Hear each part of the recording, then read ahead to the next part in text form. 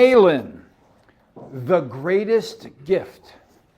The greatest gift, Matt Malin!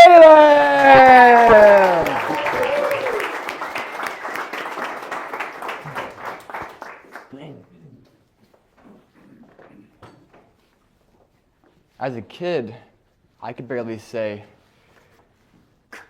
could I have that red truck, please? Growing up, I had a really bad stutter. I stuttered everywhere. At school, at my house. It consumed my entire life. And I tried fixing it through over 10 years of speech therapy. My stutter only got worse. And kids, they can be mean. From age 6 to age 18, I was bullied almost every single day. I was called every name in the book, had gum thrown in my hair. I sat alone at lunch every day. I could come home to my mom in tears as she cut the gum from my hair. But one day I met a girl named Ashley. Ashley was beautiful, and by some cosmic miracle, we were lab partners together. We talk all the time about her dog, her brothers. I was smitten. And you're probably wondering, Matt, did you ever ask her out? Absolutely not. What would I say to her? Movie? No. I will say that Ashley was my lighthouse when I was crumbling. Because these kids became even more ruthless. Finally, I ran away from all of my problems. I joined homeschool. I went mute for over 2 years. I only talked if I had to.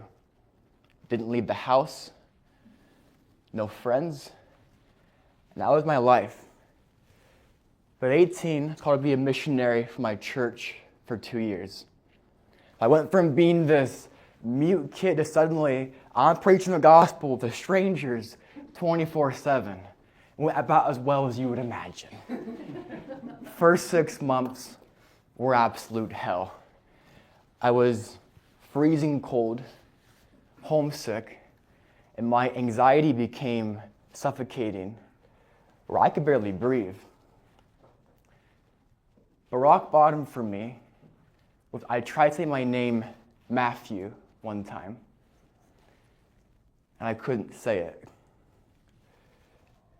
The shame was unreal, because to talk is to be human.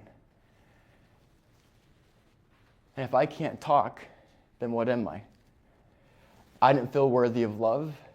I felt like some freak that was different from all the normal people. And so I begged my dad to please take me home. We talked back and forth for a few hours. He gave me some words that changed my life.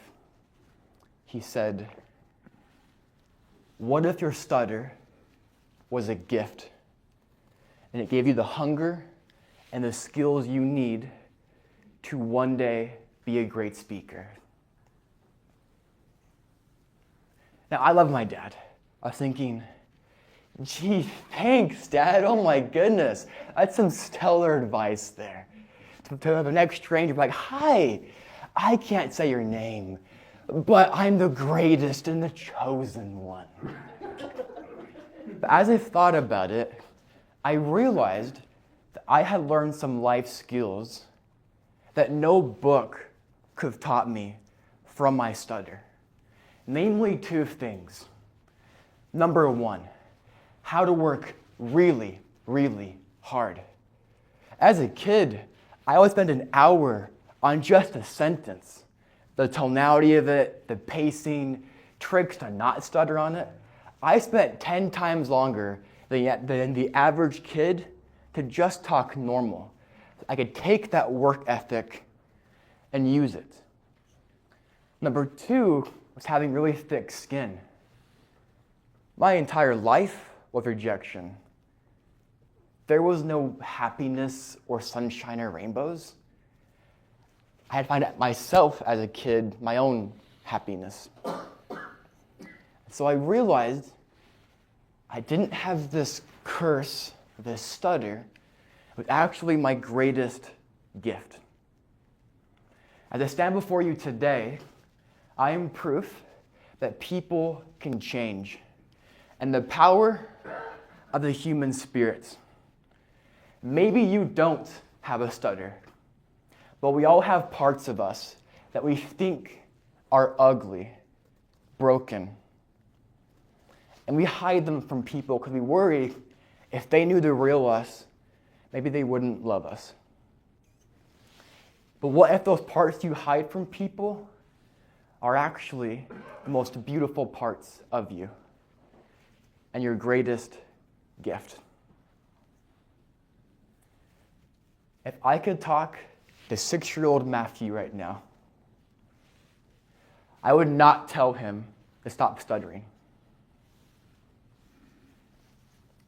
I would tell him to stop hiding. And I would tell him and you that your messy, ugly parts don't disqualify you from greatness. They prepare you for it. Your suffering can give you the hunger and the skills you need to become great. Thank you. All right, Matthew. Great job.